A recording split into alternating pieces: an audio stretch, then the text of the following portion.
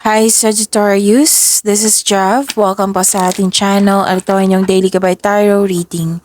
Kung naka-resonate kayo, comment down. Kung hindi kayo naka-resonate, ibigay niyo po sa iba kasi general reading po ito.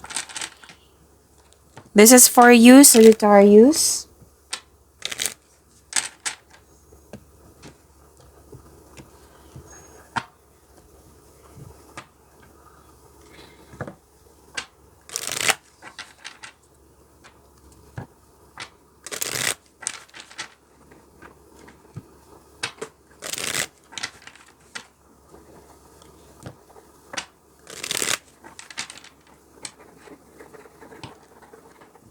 Para po ito sa inyo, Sagittarius.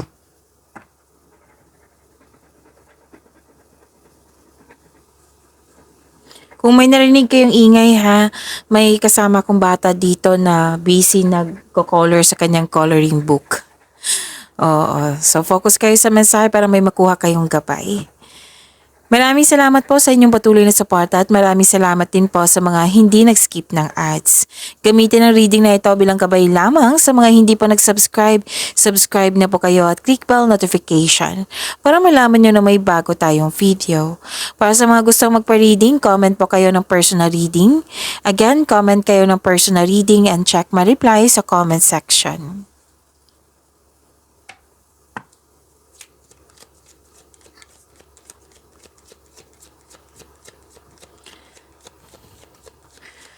Mga ganap pa para kay Sagittarius, I need 3 cards po.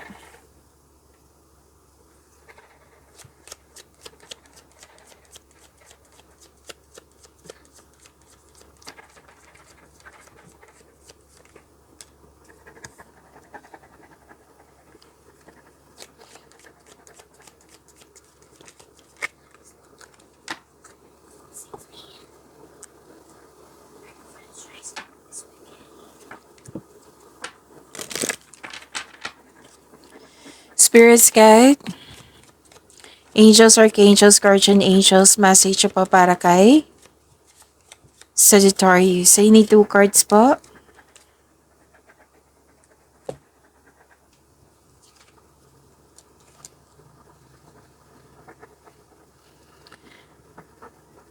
Sagittarius, career stability, nakikita ko dito, claim niyo po. May dumating na opportunities or project na binigyan mo ng long-term plans. May parating din na malaking pera, pwedeng cheque, cash, or makaka-receive kayo ng importanteng news or information. Malalaman mo din yung totoong intensyon ng isang tao sa iyo. May malaking influence ang isang lalaki sa araw na ito. Spiritual growth, 1717. Embrace your spiritual growth journey. It's leading you to a higher state of being. 1010, alignment with purpose. You are in alignment with your life's purpose. Keep moving forward with confidence.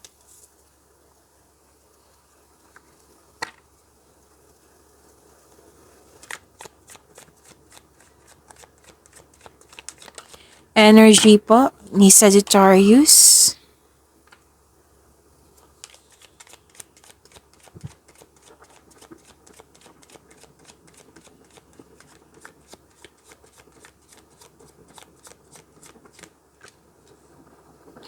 Kung may narinig kayo or may nakita kayong repeating message, meaning to say, pinupush ng cards nyo yan.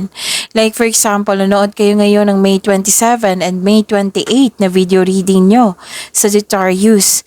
At may napansin kayo na repeating message, yan po yung pinupush ng cards nyo na kailangan nyo bigyan ng atensyon, solusyon at aksyon kung maaari po. By the way, Sagittarius, after po ni Capricorn mamaya, meron kayong love reading. Sa mga interesado dito sa love reading, oo. Mamaya po, after ni Capricorn, ipopost ko po yung video sa inyong love reading. Actually, that is our second channel. Pero ipopost ko po siya dito sa Jav Tarot PH channel natin. So, i-click nyo po yung video na iyon. Sa baba niyan, may subscribe button. Pwede nyo pong i-click niyan kung gusto nyo po. At i-tap nyo po yung bell notification kung gusto nyo magkaroon ng update or ma-notify kayo kung may bago tayong video reading. Kasi soon, hindi na ako mag-a-announce. Okay? So, isipin nyo, from now on, isipin nyo po yung person nyo. Person nyo, kahit crush man yan, partner, manliligaw, or matagal na kayong hindi nag-usap, or loss of connection ito. Basta po may nangyaring connection sa nakaraan man yan or ngayon. Okay? Tapos, yun, isipin niyo po siya para makuha ko yung energy niya. Malalaman mo yung ano yung gusto niyang sabihin sa iyo, kamusta yung feelings niya, ano yung future alignment niyo, malalaman mo din yung next action niya. So I think this is 5 p.m. to 12 midnight. I'm not sure lang po sa oras. Oo, magdepende po ito. So yun, see you po ngayong hapon or tonight. Okay?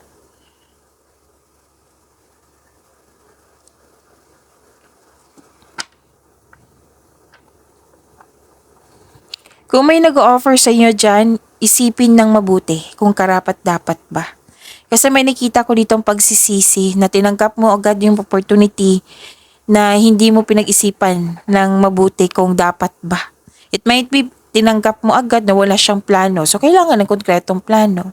Pero para sure na sure, pag-isipan nyo na mabuti kung karapat-dapat ba. Okay? Whether offer to, pwedeng offer ng isang tao, opportunity, or yung taong na nagsasalita dyan. Basta, investigate muna. Alamin nyo muna kung totoo ba yan or hindi.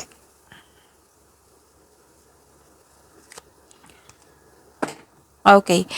May hindi nagkasundo dito. Pwedeng may delay or obstacle sa inyong goal.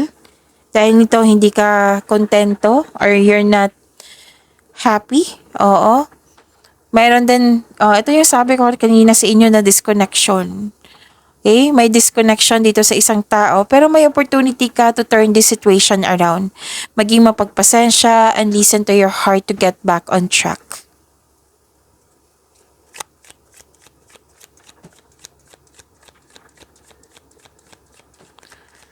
Career and money po ni Sagittarius.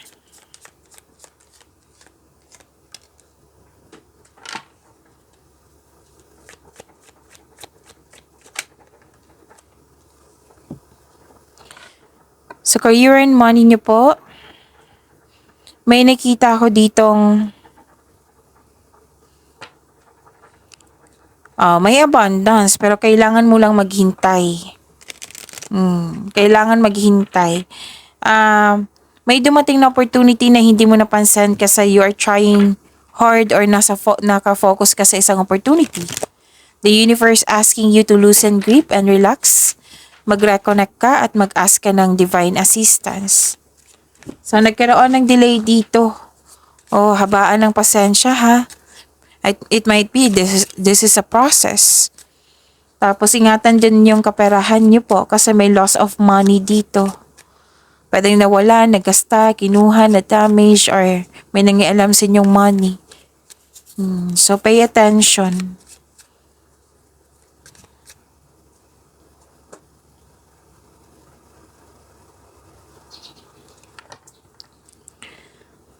Makinig kayo sa inyong intuition. Kasi may hidden motives dito na-confuse kayo. Pwedeng in-ignore nyo yung mga nangyari. Stop overthinking din. Stop overanalyzing. Magtiwala kayo sa inyong sarili, sabi ng card. Magtiwala sa inyong sarili. Makinig sa inyong intuition. May nangyari pero you refuse to look within. Pwedeng may dahilan ka na in-ignore mo. So pay attention. Kailangan mong bigyan ng atensyon yan. Solusyon. Huwag mong iwasan kung pwede po. Message for career and money ni Sagittarius. Perfect fit. Finding the right path, the fit with the soul, the ideal job, you're meant to be here. So sabi dito, may nakalaan sa iyo. Oo. Nasa right path ka. May ideal job ka dito na nakatadhana sa iyo. You're meant to be here. It might be nag-change career. May plano kayo mag-change career or tinanggap mo yung offer.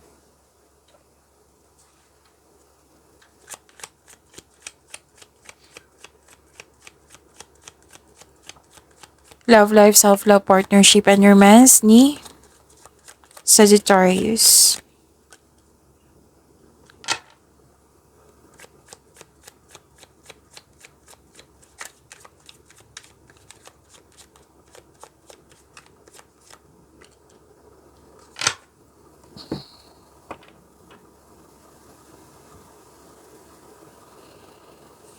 May nakita ko ditong you're finding a solution kasi may nangyaring selos, inggit, competition or rivalry, or taong masakit magsalita. May away nagganap. So, you're finding a solution. Pero yung unang sinabi ng card nyo dito, iwasan na lang. Kasi sumusobra na to. You're finding a solution. Kung pwede po, iwasan na lang. Pero, kung may chances, lalo na't nasa tama ka, na gusto mo ipagtanggol yung sarili mo laban sa maling paratan ng taong ito, so do a legal move kung kinakailangan po. Pero yung unang sinabi ng card dito, umiwas na lang kung pwede po.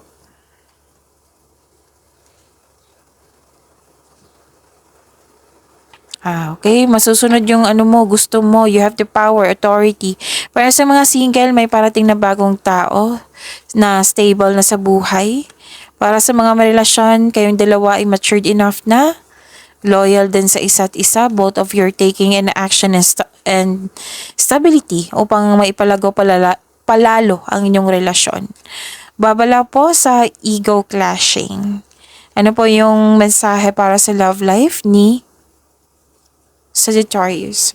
New beginning. A new adventure awaits. Embrace it and live your dreams passionately. Pagyamanin niyo po yung blessings na binigay sa inyo.